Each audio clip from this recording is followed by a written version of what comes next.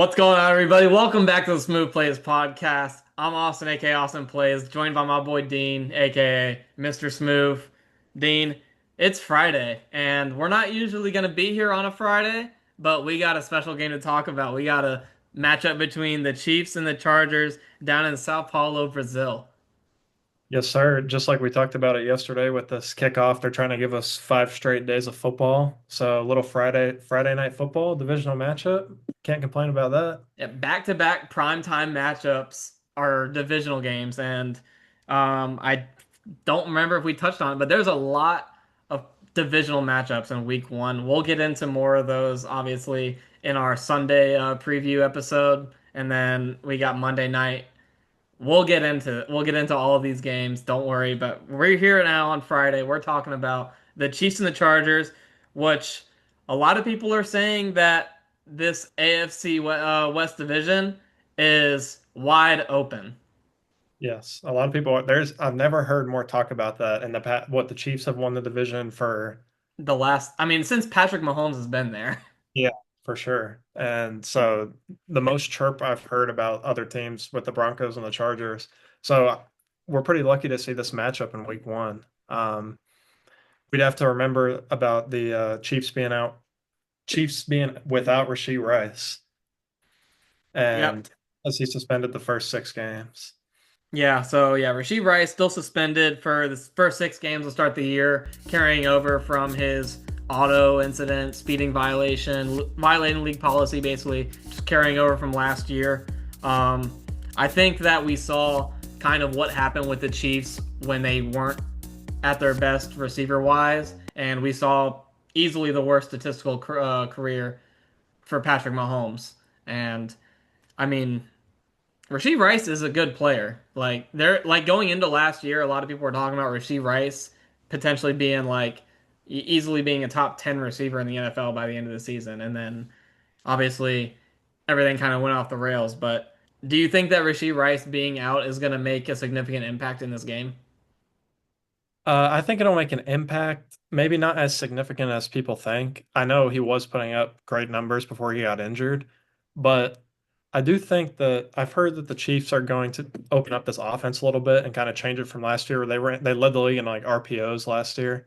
And it caused Mahomes to have a very just I mean, he wasn't throwing the ball downfield, and we know Patrick Mahomes can do that. So I think they're going to open things up, and with a guy like Xavier Worthy, I mean Hollywood Brown, hopefully he can be healthy, and we can see what kind of season he can have. Maybe he can get back into form, and then you got Juju, and then obviously Kelsey, who's aging. I think Rasheed Rice being out will obviously play a role, but I think this Chargers defense doesn't inspire me, especially their secondary, to be honest. Yeah. I mean, yeah, the Chargers defense, look, I do think they actually, at least for Kelsey, I know you mentioned he's aging. I've seen rumors about people saying maybe he hangs it up after this season. I mean, he's newly engaged to Taylor Swift. I mean, I feel like that's something that is worth noting. But the Chargers do have a good matchup for him. Derwin James is probably one of the best guys that you could have in the NFL to go one-on-one with a tight end and try and shut down an elite tight end. So they do have an answer, I think, for Kelsey. It's just gonna, for me, depend on Isaiah Pacheco and the ground game for the Chiefs. If they can move the ball on the ground, and then like you said, they got Xavier Worthy and Hollywood Brown, who guys who you just want to get the ball in their hands and let them make plays. So who knows? I mean, they got to spread the wealth for sure. I think if they want to be competitive in this game and take advantage of those weaknesses that you might see on the Chargers defense. Yeah, I agree with you there. What do you think the Chargers need to do to try to win this game? Um, so when I look at the Chargers, right, I look at their offense. Their offense is gonna be the stable of how this team succeeds going out the rest of the year, right? They got what is some people would say is a top five quarterback in Justin Herbert. They went out and drafted Amari Hampton, who a lot of guys in LA are very excited for what Amari Hampton could bring to the table. They brought Keenan Allen back, who is a little bit on the older side, but he's been very productive for LA in the past. I don't see why he wouldn't be productive now. And Lad McConkey year two, Quincy Johnson, is he due for a breakout? I mean, LA has the weapons offensively to keep up with a team like the Chiefs.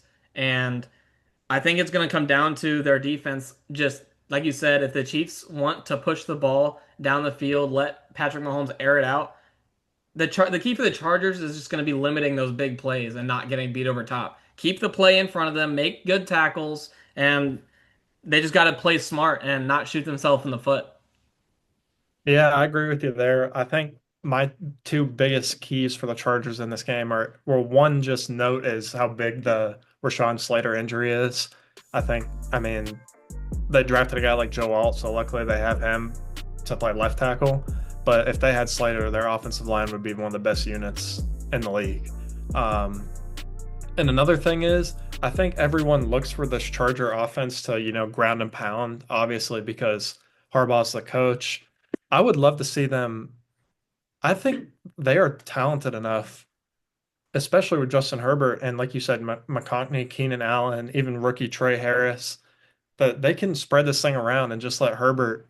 I mean, I think their offense as a whole could be a top, what, 7 unit if they can play to their potential. I mean, I agree. I like I said earlier. I mean, they got the talent to be able to keep up with a team like the Chiefs. I think they just gotta like spread it out and use it. And I mean, look, Justin Herbert is he's a great quarterback. There's no denying that. He has all the physical tools in the world, and you just got like you're not gonna maximize his potential just handing the ball off. You gotta cut him loose.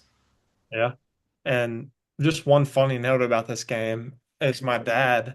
I'm playing him in fantasy this week, and let's just say he doesn't really keep up with fantasy that much. So he kind of just, watches the games, but goes on his own enjoyment in fantasy. And with like the fifth or sixth round pick, I don't remember. I think he accidentally misclicked, but he drafted the backup tight end Tyler Conklin for the Chargers.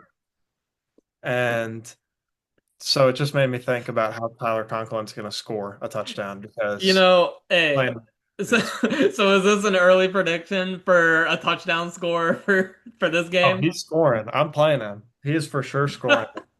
He's projected like 2.5 points. He's going to Yeah. score a Yeah, touchdown. he might end up quadrupling that number. Yeah, we'll see what happens. But so this spread sitting at KC 3.5. They're giving them 3 points for the neutral site. What do you think about that? Um, I honestly, so last year, Kansas City was either the worst or one of the worst. I really do think they were the worst team against the spread all last season. And 3.5 against a team like the Chargers, no matter who's on the roster, whether it's Patrick Mahomes, Alex Smith, you could bring prime Joe Montana back. Or not Joe Montana, but whoever, it doesn't matter. The Chargers are going to play the Chiefs hard no matter what. These games always feel like they're close. And like I think 3.5 is very live, and I don't think it's completely out of the water that the Chargers win this one straight up. You think the Chargers are? Oh, so you like the Chargers on the money line? I mean, I'm not going to say that I like them on the money line, but I definitely think that they're live.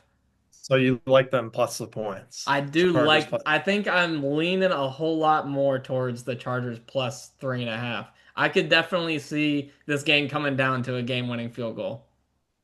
Yeah, this line looks so trappy to me because whenever it first came out at 3.5, I liked the Chargers. Now I'm starting to like KC a little bit because I think KC's offense, but my pick to win the game, I think, is the Kansas City Chiefs to start out 1-0 here because they also next week they play the Philadelphia Eagles, I believe. And yeah, they play the Eagles next week. So I mean, don't let them start 0-1 and then they play a tough team like Philly and lose again and be 0-2. I think they know they're going to a neutral site. They're going to be like, divisional game. We know who we are. Let's handle business. I think I want to take the Chiefs minus 3.5 here. I think their defense, like we didn't really talk about their D line or their front seven that much in this episode, but I know you and I are both pretty high on that unit as a whole. And we obviously know how good Patrick Mahomes and company are on the other side of the ball. Yeah. Yeah, I mean, you mentioned the front seven for the Chiefs, and yeah, I know we didn't talk about it, but we talked a little bit offline about it and how good we both thought that the front seven was, especially in a matchup like this against the Chargers. You mentioned Slater being out for the Chargers, and that kind of diminishing how good of an offensive line the Chargers could have. Um, if if Harbaugh is going to try and ground and pound, I don't know if this is the team that you want to try and ground and pound against. This is a Chiefs team that I think you got to try and spread the ball out if you're going to win for the Chargers. Um, as I mean, and all that said, I still believe that Jim Harbaugh has what it takes. I thoroughly believe that the Chargers are live in this one. I think that they have a whole lot of weapons with Lad McConkey, and I do honestly I can't believe I'm saying this. I think that Quentin Johnston, he's due. I think he's due for a breakout. I Well, like I can see it right now. Quentin Johnston is gonna be right up there with like the Kyle Pitts of he's got all the talent and potential in the world, and then people expect him to break out. But I'm buying into it this year. I'm buying into the breakout for Quentin Johnston, and I think that the Chiefs are or not the Chiefs. I think the Chargers are live, and I'm picking the Chargers to win this game. okay, I like it. I don't disagree with you. I mean, it's a 3-point spread for a reason. It's close. I do, like I said, I started out on the Chargers, so I understand where you're coming from. I think I'm gonna play it safe and go with KC. Um, but I completely understand where you're coming from. What about this total? Because this total to me, I really love the under at first, but I just remember, do you remember the game last year in Brazil? I mean, I don't remember a whole lot about it. I'm gonna be honest, but. I mean, I feel like unders this year are shaky because, and I felt shaky about last night and watching the game last night in the first half, even though the under hit, the first half there were 41 points scored. Points were scored every possession. And the second half was just the complete opposite. But you got to remember, starting field position on most like offensive possessions are going to be around the 30 or the 35. Like these offenses aren't going to have to go very far in order to get points on the board. Yeah. No, I agree. And that one of those reasons, that reason, and then also the game last year in Brazil was Green Bay versus Philly. And I don't remember the final score, but it definitely went over. Like Philly had 36 or something, and Green Bay had almost 30. And it's because the turf's shaky down there in Brazil. So the offenses got a little advantage. I think I like the over because of that. And like you said, it's just shorter drive. I mean, they have to go like what, 30, I mean, they have to 35 go yards from 30 yards to be in field goal the range with the way, bro. NFL kickers are watching the game last night. Like they're drilling 50 plus, like it's not like they're good from 60. And I'm like NFL kickers are insane now. Yeah, it's crazy how the sport has just evolved like that. Now every kicker can just kick from like 55 plus easy. Yeah, I think I'm riding with you on the over, but we do differ from our you like the Chiefs minus 3.5. I like the Chargers plus 3.5. You like the Chiefs to win outright. I like the Chargers to win outright. We're on different wavelengths, but hey, I'm here for it. So we can't always agree. Then no, it wouldn't be We're 0 interesting. for 2 on agreeing on the Yeah. to start the year. We are 0 for 2 on agreeing to start the year. We'll see. Hey, maybe we'll go the whole year without agreeing. That I have a hard time believing that because we'll save it for the Sunday slate episode, but I mean, I think we've covered just about everything that there is to talk about in this matchup. Is there any final notes or anything that you had before we close this one out? Just one question. You got any touchdown scores? I don't know. I honestly, I gotta think about it. I think I'm going with, well, obviously Chargers, Tyler Conklin. He's scoring. And if you don't want to take that big of a risk, just take Hampton. Hampton's getting in that end zone. Um, and then for the Chiefs, I mean, you got to go Xavier Worthy, right? I mean, I could see Xavier Worthy potentially getting in there. but I think I think I'm leaning more towards someone like, I mean, look, Kelsey, bro. It's got to be Kelsey. I think Kelsey, just got engaged.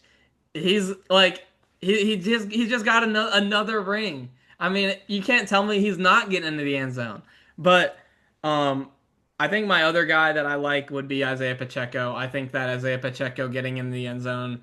I see Isaiah Pacheco being a whole lot more involved in the passing game this season for the Chiefs. I mean, I hope so because he was before last season. I know his injury probably messed him up, but he used to be, more involved, like you said. So we'll see what happens. All right. We will see what happens. Um that pretty much that covers everything. So I think it's pretty fair to say we're good to wrap this one up.